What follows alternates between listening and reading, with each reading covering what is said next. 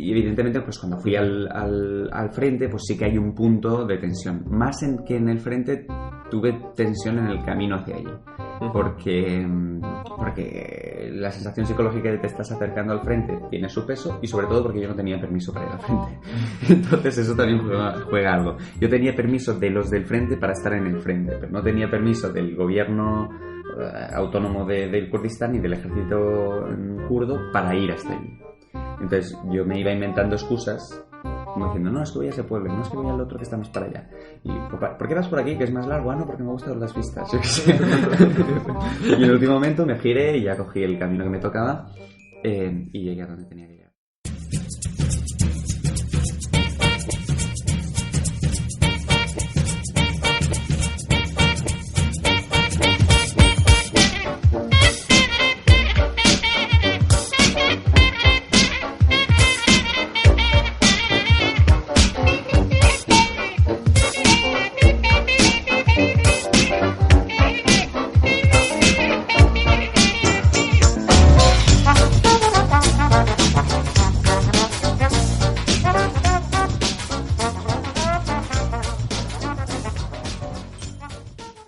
Bienvenidos a Viejo Café. El periodismo de guerra no vende. No es rentable. Si vas a un casino, cuanto más riesgo asumes, más probabilidades tienes de ganar dinero. En territorio hostil, lo que pone en riesgo el periodista es la vida. El resultado, la mayor parte de las veces, un artículo que se paga al peso. Sin embargo, hay personas adictas a este estilo de vida, seres humanos con vocación de exponer a la luz lo que otros tratan de ocultar. Desafortunadamente, este periodismo no vende. Occidente se mira al ombligo. Nos aferramos a nuestro estilo de vida. Confundimos la felicidad con bienestar. Abrir los ojos al sufrimiento ajeno nos interpela. Nos invita a salir de nosotros mismos y perseguir un ideal más noble. Por eso, es mejor cerrar los ojos. Tal vez, si apretamos fuerte, todo acabe siendo un sueño. El podcast de hoy es la segunda parte de la entrevista a PJ Armengou. Tratamos sus experiencias en Irak, Palestina e Israel. Una conversación tan interesante que continuó una vez acabada la grabación. De hecho, le pregunté a PJ cuál era su referente periodístico. No dudo un segundo. Miguel Gil, respondió. Un referente del periodismo de guerra que, sin duda, merece un programa entero.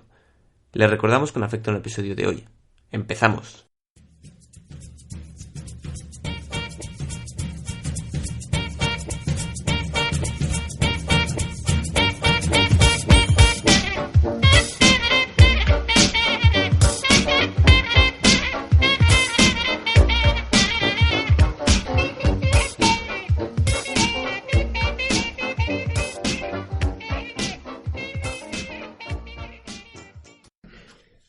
¿Has estado también en Irak o cerca de Irak? En Irak.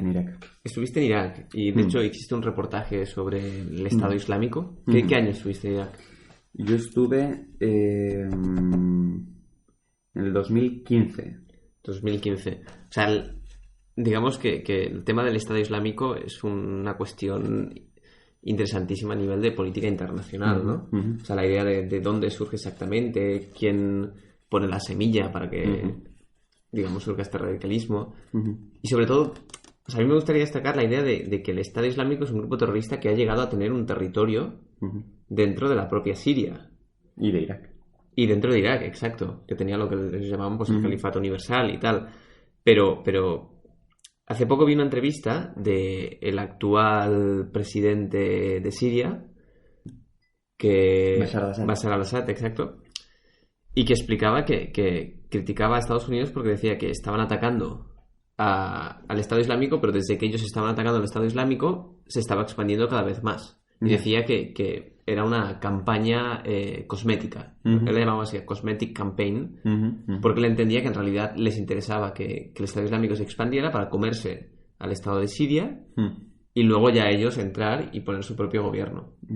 ¿Qué viste tú cuando fuiste a Irak? Bueno, digamos que lo que comentas es política de altas esferas y política de propaganda también. Bashar al-Assad quiere vender también una historia, y que es la historia también que quiere vender Rusia, Putin. Ha hecho tanto por dejar sobrevivir a Estado Islámico Bashar al-Assad como a Estados Unidos, probablemente. Estados Unidos tiene parte de culpa importante en el surgimiento de Estado Islámico. El mismo Abu Bakr al-Baghdadi, el autoproclamado califa y jefe de Estado Islámico, fue preso en prisiones norteamericanos en Irak. Pero es que el mismo Bashar al-Assad, teniendo el apoyo de Rusia y probablemente con directivas del mismo Putin, ha decidido atacar antes a rebeldes, podríamos llamarlo moderados, o que fueron en su momento moderados, que lo fueron en su momento, antes que el Estado Islámico. Quiero decir que me sorprende bastante que alguien, bueno, no me sorprende, pero es bastante paradójico que alguien como Bashar al-Assad se atreva a tirar culpas a alguien de que el Estado Islámico avance cuando Bashar al-Assad le ha ido muy bien al Estado Islámico. Le ha ido muy bien. Dicho esto, sobre el terreno la situación no, evidentemente está influenciada por esto, mucho, pero es otra. La situación sobre el terreno es humana.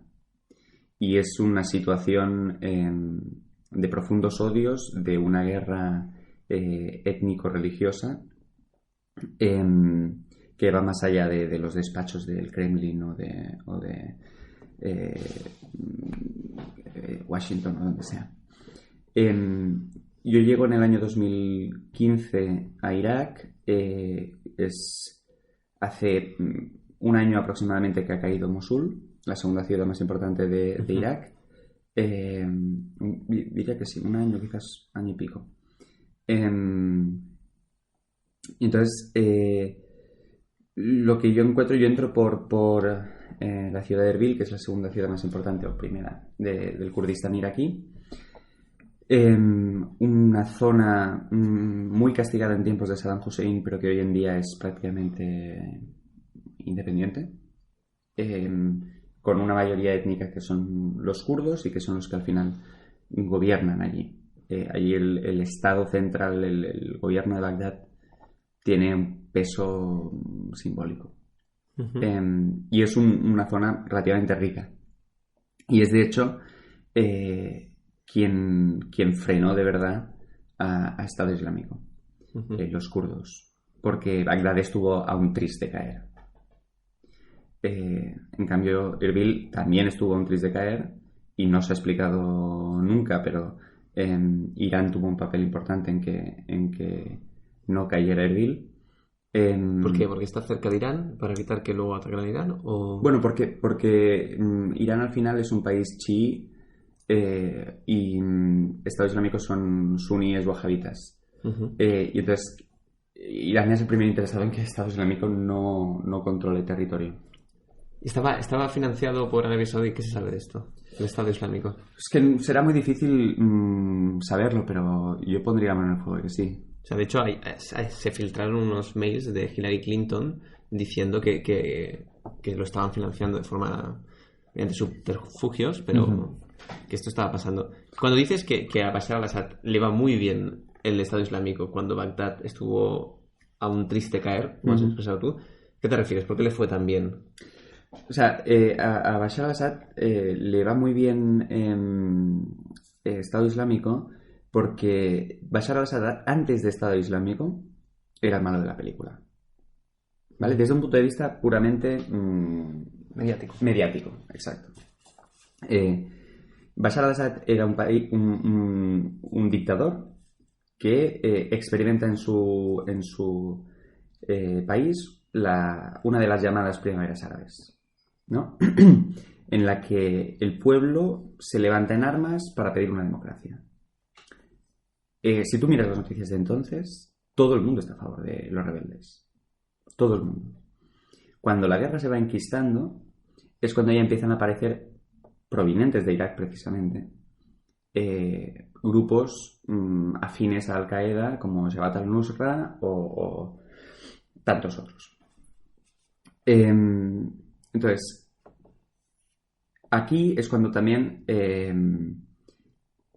Bashar al-Assad, que había siempre utilizado de caras afuera el discurso de quien me quiere derrocar son terroristas, encuentra un punto de razón.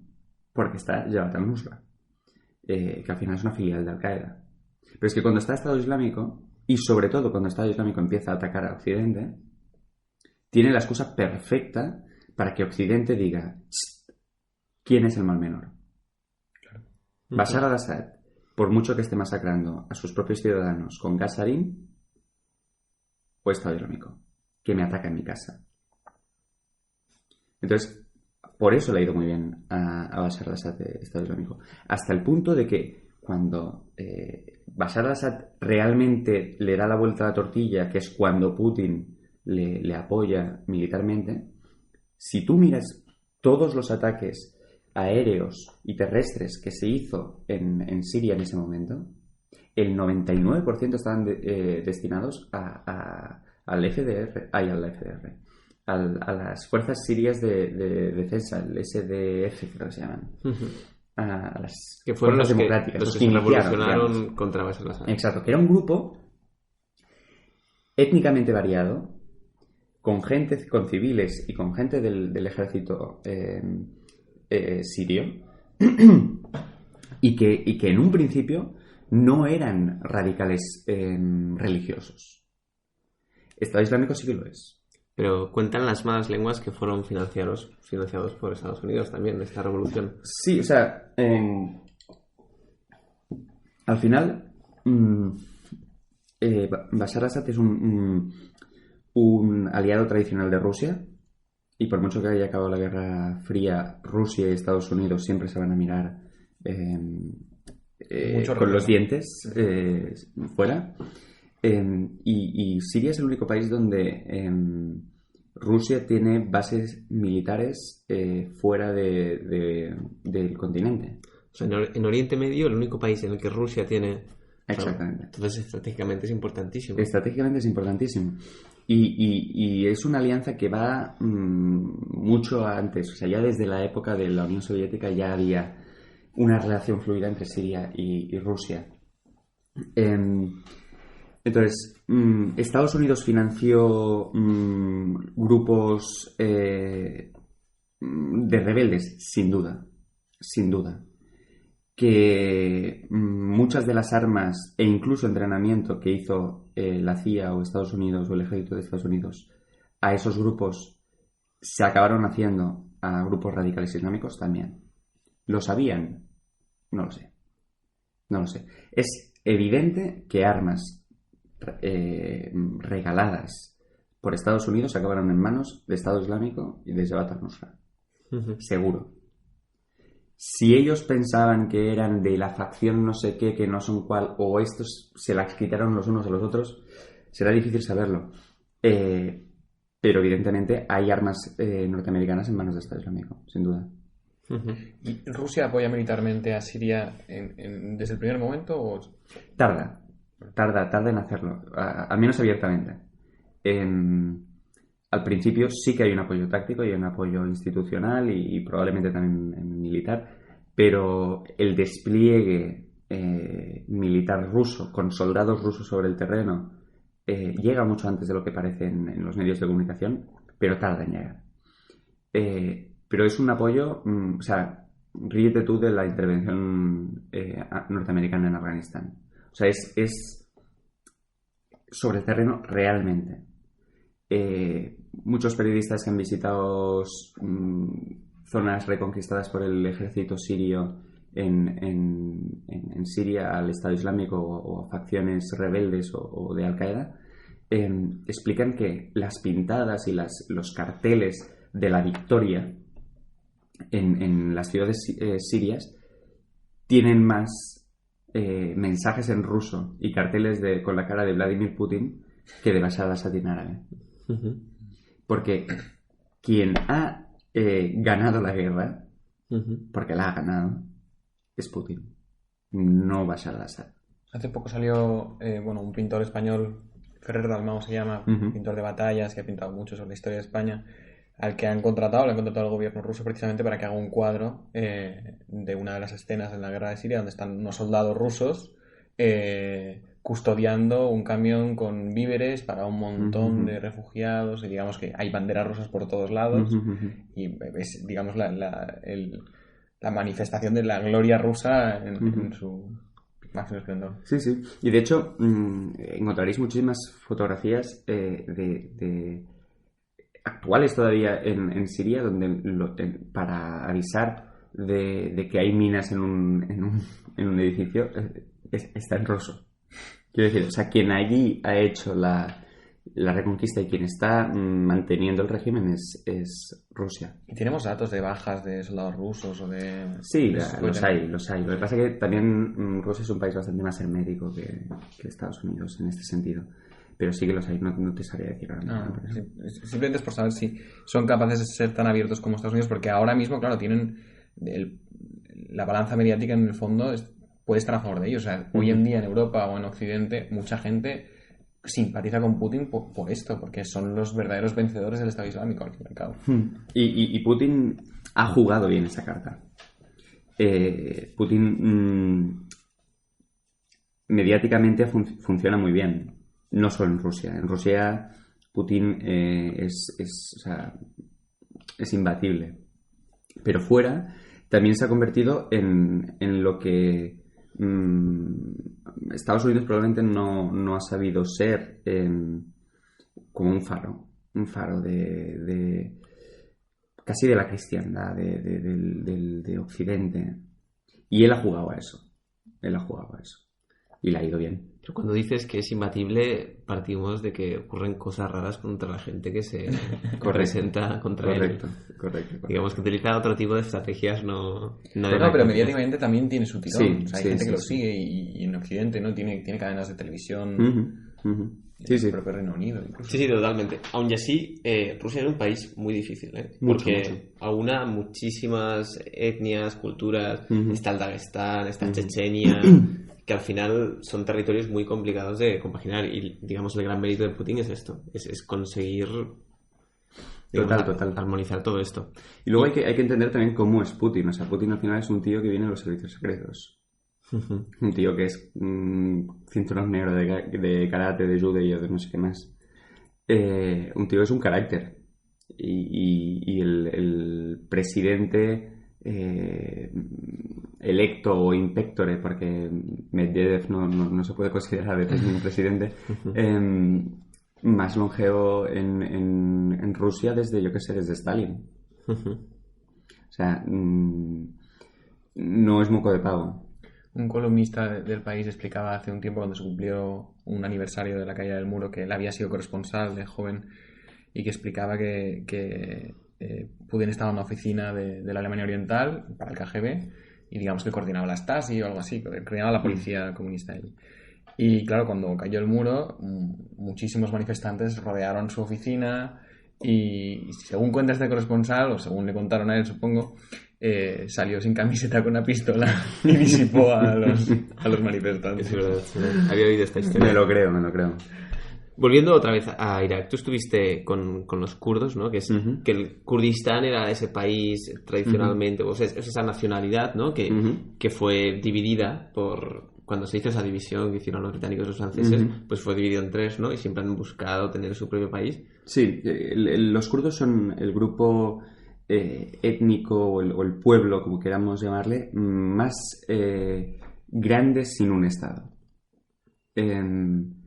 Están dispersos entre Turquía, donde han tenido un peso muy importante y han sido un elemento desestabilizador importante también. No lo digo como algo negativo. También en Irán, en Irak y en Siria. Digamos que coge todo eso, ¿no? El sur de Turquía, el norte de Irán, norte de Irak, norte de Siria. Entonces, en el caso de Irak, los kurdos fueron muy castigados en época de Saddam Hussein. Saddam Hussein masacró activamente a los kurdos, pero desde el 2003, con la invasión norteamericana, quienes salen más o menos ganando entre todo son los kurdos. Los norteamericanos al final se apoyan muchísimo en los kurdos al entrar, porque saben que es un enemigo interno que les va a ayudar a derrocar a Saddam. Los kurdos son un pueblo muy organizado políticamente y militarmente. tienen un ejército paralelo al ejército oficial iraquí, que son los Peshmerga. Tienen 2 partidos muy potentes con sus propios brazos militares de Peshmerga, cada uno con el suyo. Y es un territorio que, además de una cultura, una lengua propia, una historia propia y una conciencia común, tiene petróleo. Que eso siempre va bien. Importante. Que eso siempre va bien. Están muy bien las convicciones, pero... Entonces eso siempre va bien para aguantar y para poder negociar. Y ahora mismo, yo cuando estaba en el Kurdistán, hay mucho edificio en construcción. Con Estado Islámico ahora ya no, pero en ese momento a 10 kilómetros. Es una ciudad en crecimiento, es una zona que va bien dentro de lo que cabe. ¿Y qué historias te encontraste en relación al Estado Islámico? ¿Estuviste en contacto con ellos o con alguno de ellos o no? Yo lo más cerca, o sea, bueno, nunca lo sabré si estuve en contacto con el Estado Islámico porque había muchos infiltrados en territorio kurdo, evidentemente. Pero digamos, lo más cerca de Estado Islámico que yo estuve fue 100 metros, no más. Cuando yo estaba en la ciudad de Erbil y lo más cerca que estuve fue cuando fui al frente de guerra. Fui concretamente a la ciudad de Talaskef, que es una aldea cristiana a unos, no sé, 7-8 kilómetros de Mosul, me lo estoy inventando, pero algo así. Y era primera línea.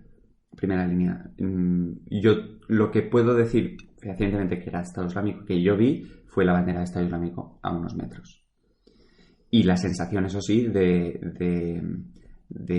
que te digan los soldados con los que vas, baja la cabeza que hay francotiradores, ponte en esta trinchera, no te asomes por aquí, o aquí cayó un obús ayer. Pero digamos que yo contacto con Estado Islámico no he tenido. He tenido posibilidad de hablar con gente de Estado Islámico, pero no es fácil y no he querido tampoco jugar esa carta. Uh-huh. Y claro, en relación a todo esto, ¿cuál es el momento que más has temido por tu vida? Yo creo que temí más por mi vida antes de irme que estando allí. Porque la cabeza es muy traicionera. Y estando aquí, antes de irme, teniendo en cuenta además de que yo en ese momento tenía 22, 23 años, sí, por ahí. Bueno, ahora no te lo digo de memoria, no me acuerdo. Soy muy malo para esas edades. Y que era mi primer viaje a una zona de conflicto, pues estaba cagado. Y ahí temía por mi vida. Estando allí, pues lo curioso es que ya menos. Sí que sufrí un poquito el primer día, la primera noche, digamos, el día que llegué, porque yo llegué a Erbil, que me tenían que venir a buscar al aeropuerto un contacto que tenía allí, y cuando llegué al aeropuerto me llegó un mensaje de este tipo que decía que no sé, que se tenía que ir y que me apañara. Y entonces, bueno, ya me había informado previamente de cómo tenía que hacerlo para llegar a mi hotel y de no sé qué, y entonces sabía que a las afueras o sea, a la salida del aeropuerto tenía que encontrar a una persona que era la que controlaba los taxis, que son taxis que tienen como unos permisos y tal, no sé qué, porque como que por el aeropuerto pasan extranjeros para evitar secuestros, pues están como muy contados. Y entonces encontré a esta persona, le pedí un taxi, le dije dónde tenía que ir, pactamos el precio ya de entrada y me subí al taxi. Cuando yo estoy ahí cerrado en el taxi, que no controlas el espacio, que no conoces el sitio y no sabes a dónde vas, que yo no veía nada más, era de noche. Y ahí la electricidad no es un bien al uso muchas veces. Yo veía 1 metro de carretera al lado y lado del coche. Y veía hormigón y alambrada y gente con ametralladoras a la salida del aeropuerto. Entonces, ahí sí que me cagué, un poco. Porque cuando el tipo me empieza a hablar en kurdo, que yo no entiendo nada, pero las únicas 4 palabras que sabe decir en inglés son números y nombres de hoteles, yo pienso, este tío me va a llevar a otro lado. Y me la va a liar. Eso sí no me secuestra. Porque yo ya no sé dónde estoy. No tengo ni idea de a dónde estoy yendo. Y a qué cojones hago aquí. Eso fue mi pensamiento. Pero bueno, salió bien. De repente pasamos en coche y vi mi hotel y dije, ¡quieto! Me paro de aquí. Me bajé del coche, pagué lo mío. Llegué al hotel. En el hotel no había habitación reservada a mi nombre. Digo, ¿cómo? No puede ser. O sea, la reservé, tal, no sé qué. Y el tío dice, no hay nombre. No. Digo, sí, hombre, PJ, Pedro. ¿No? Ah, ¿y esto qué significa? Digo, aquí pone Pedro, tío. O sea, por favor, dame una puta habitación ya. Me llevo a mi habitación. Ya, entonces ya en la habitación cerré la puerta con llave. Y es algo muy psicológico y muy estúpido, ¿vale? Pero controlaba el espacio. Decía, vale, pues ya estoy aquí. Tengo mis maletas, tengo una cama, tengo una puerta y una llave. Una chorrada como una catedral, pero digo, no estoy en un coche donde no sé dónde voy. Sí, pues me parece importantísimo. A mí no me parece para nada una chorrada, vamos. Entonces, bueno, esa noche dormí muy bien, tal, y al día siguiente fue todo muy raro, la verdad. Porque era todo tan apasionante, tan interesante, que no me paré a pensar. En algún momento sentí un poco de tensión. Pues sí, un día que me puse a caminar a buscar un campo de refugiados que no lo encontraba y me puse a callejear y de repente digo, ¿dónde cojones estoy? Aquí no tengo mapas, no sé hablar el idioma. O sea, yo chapurreaba 4 palabras de árabe y gracias. Y inglés, evidentemente, pero italiano, poco más, ya está. Pues ahí sí que tienes un poco de tensión de decir, pero igual que si te pierdes en la mina en el Raval o en Pedralbes y no sabes dónde estás. O sea, es un poquito así. Quizás Pedralbes no sería pero era por no hacerlo tan clasista. Pero vamos, por ahí va la cosa, ¿vale?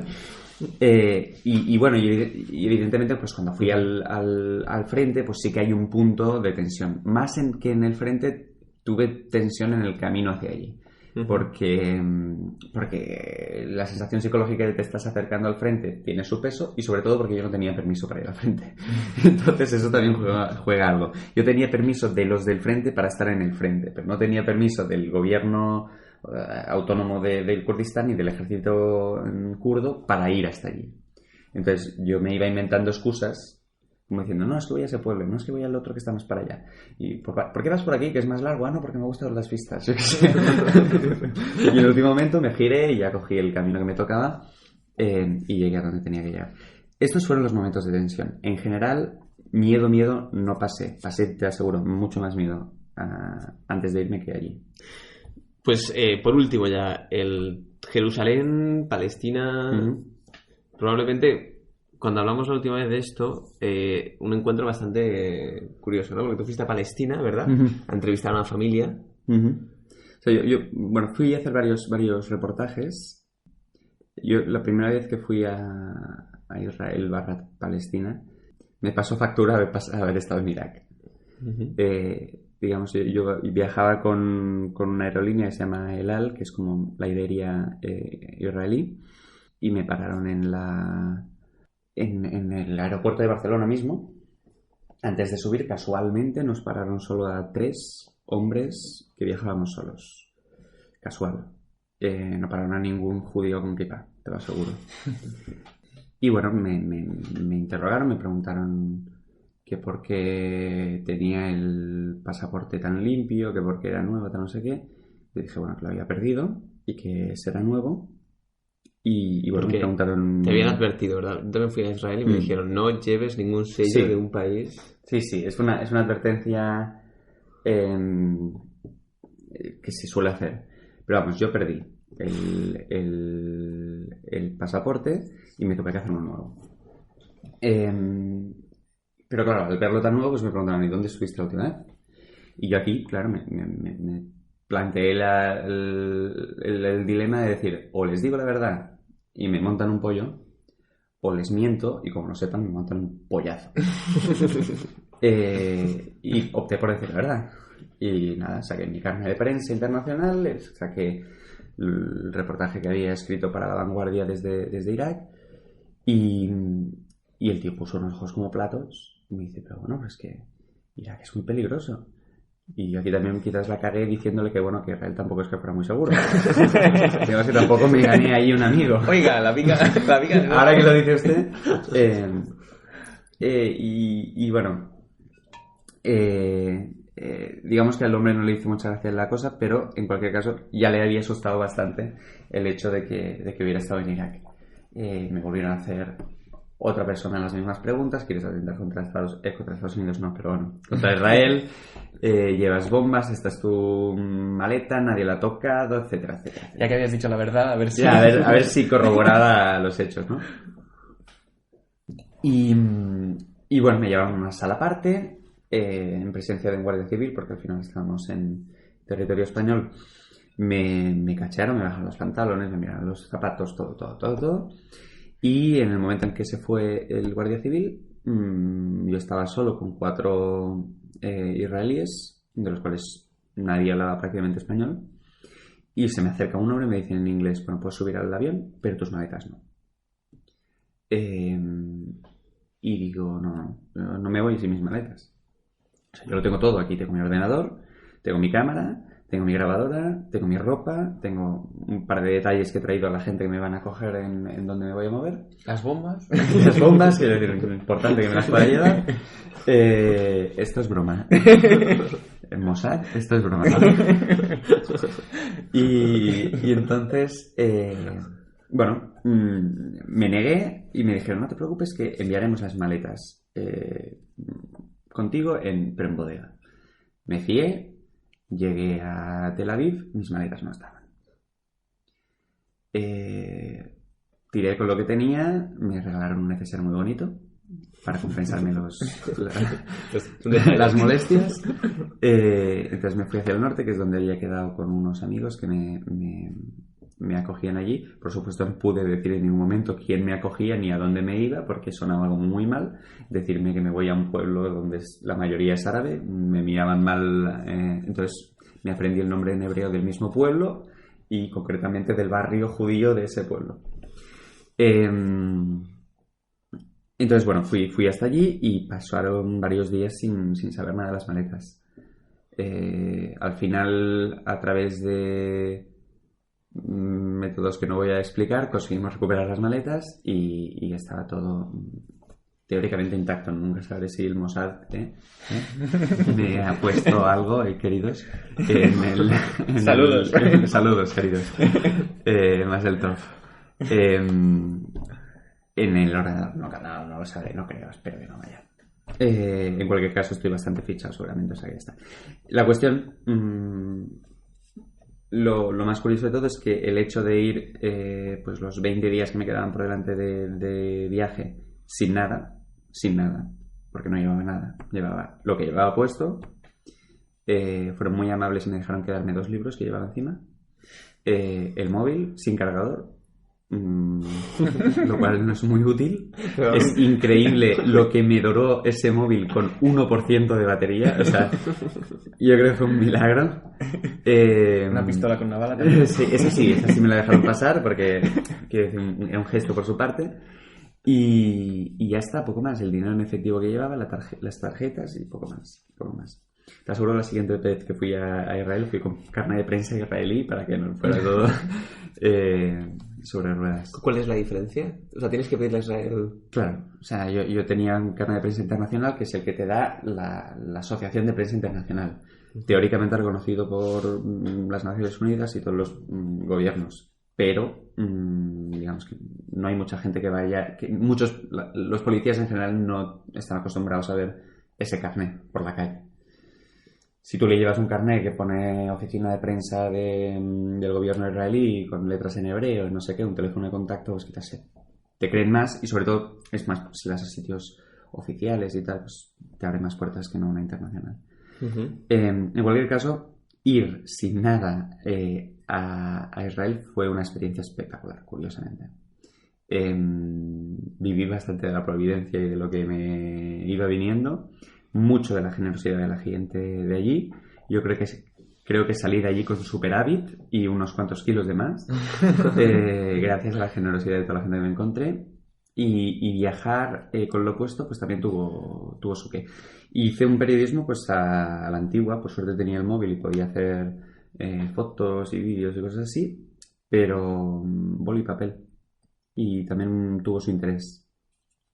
Uh-huh. Aproveché también para quedar con con Mikel Ayestarán, corresponsal de Voz en Todo allí. Fue muy interesante. Estuve con gente de minorías étnicas, estuve en Belén, en El Muro.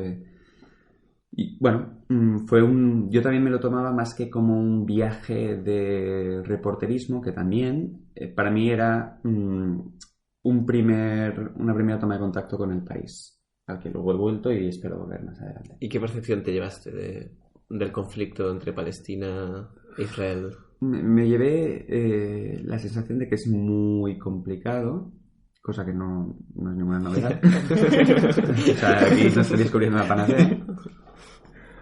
Pero descubrí que Israel, o sea, que quien diga que Israel tiene que desaparecer es injusto e iluso. Y que quien diga que Palestina no tiene derecho a un Estado propio es injusto e iluso. Creo que la mejor solución para ambos es lo que durante muchísimos años se ha dicho, la solución de los dos estados. Luego la sensación más grande que me quedé con Israel es que yo creía que sabía un poco y al volver de ahí me di cuenta que no sabía nada. Y que cuanto más conozco la situación, menos sé. Porque tiene tantas aristas y es tan complicado que es difícil de entender. Es un conflicto que probablemente vamos a tener durante muchísimos años más. Y que tal como están las cosas, no hay perspectiva de que se arregle en poco. Y más teniendo en cuenta cómo han ido las elecciones en Israel hace nada. Que ha vuelto a ganar. Ha vuelto a ganar Benjamin Netanyahu. Y tendrá pues un apoyo importante de los radicales ultranacionalistas de Israel. Y así es imposible. Si tú quieres tener un Israel confesional judío, uniétnico, si es que existe esa palabra, que no existe, pero vamos, no vas a tener paz. Jamás. Uh-huh. Vale, estamos llegando ya casi al final. De hecho, nos hemos pasado un poco la hora, pero yo estoy encantadísimo. Disculpad. Que va. O sea, la conversación está siendo súper interesante. Me gustaría, al menos a mí, un poco para acabar, yo quería hacerte una pregunta, que es que cuando eres periodista tienes muchas veces que hacer esta balanza, ¿no? Entre lo que dices y lo que puede causar lo que dices, ¿no? Y a veces está este periodismo peligroso, ¿no? Que tú sabes algo que es verdad, que no puedes decir, ¿no? En Ruanda es probable que ocurriera esto. Luego, hace poco vi un artículo tuyo que hablaba sobre Ganemos, ¿no? Que había una especie de partidos políticos que intentaban robar el nombre a los otros partidos, sobre todo a los de Podemos, ¿no? Y claro, hacer este tipo de periodismo entraña unas posibles consecuencias, ¿no? Entonces, ¿tú cómo vives todo esto? Bueno, yo creo que con un punto de inconsciencia, que siempre va bien, no ser del todo consciente de que te puede caer un palo, porque si no irías con miedo. Evidentemente, yo he sido más libre para escribir sobre Ruanda desde Barcelona que desde Ruanda. Y evidentemente tengo más presiones para escribir sobre Sabadell en Sabadell que sobre Estados Unidos desde Barcelona. Por eso también la experiencia que estoy teniendo ahora en un periódico local está siendo muy interesante en ese sentido. Estamos piel con piel con el lector y piel con piel con la fuente y piel con piel con el político que se te cabrea, con el que te cierra la puerta y con el que le has dicho que has robado y te va a montar un pollo. Claro. Y te va a montar un escrache y te va a montar esto. Yo he tenido amenazas de violencia física y de ir a los tribunales. Entonces, bueno, aquí siempre está bien, es importante tener el apoyo de tu medio de comunicación. Al final, yo no soy un palumpa que va solo por la vida. Trabajo en un medio de comunicación y espero que mi medio de comunicación me apoye. Y mi medio de comunicación confía en que yo soy lo suficientemente profesional como para que lo que yo explico es defendible. Entonces, bueno, tanto personalmente como de cara a la empresa, ese es el primer paso, tener que el tema sea defendible, que sea veraz. ¿Verdad? Ya, esto es lo primero que te dicen en primero de periodismo, que la objetividad completa no existe, porque al final siempre vas a ser subjetivo tanto al elegir una foto o un adjetivo u otro. Pero ser veraz, que el proceso que tú has seguido para eso es cierto y comprobable y bien intencionado y honesto. Entonces, ¿cómo vives las presiones? Pues depende de que yo, por ejemplo, no me gusta hacer política. No me gusta... me lo han propuesto varias veces también en el trabajo de hacer política local. No me apetece nada. Porque no me gusta ni lamer culos ni meter broncas. No me gusta. Entiendo que... No creo que... En fin, y no creo que sea lo mío. Y aún así, en otros muchos temas tengo mis presiones. Desde la entidad que no le gusta cómo has escrito o que dice que lo que has dicho no es exacto o bueno, temas que tocas que no gustan. Pero da igual, o sea, yo no escribo para contentar a nadie. Yo escribo para mi lector, lo primero, quizás lo primero sería por la veracidad, escribo, por un servicio público, y por lo tanto escribo en segundo lugar por mi lector.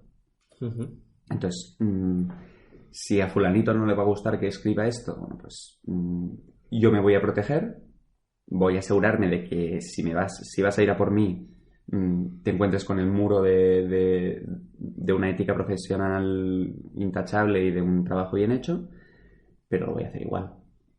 Es mi trabajo. Es muy romántico también, ¿eh? Todo eso.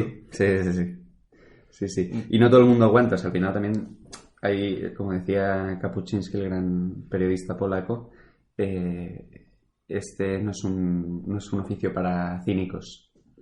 Y al final muchos nos convertimos en cínicos. Yo espero no convertirme en un cínico, uh-huh. Pero las presiones, la falta de dinero y así ya englobamos todo lo que hemos ido hablando hasta ahora, las dificultades en las coberturas, las presiones mediáticas, las presiones económicas, la falta de dinero, te hace bajar el listón y muchas veces también estar triste con la situación que te encuentras y volverte un cínico.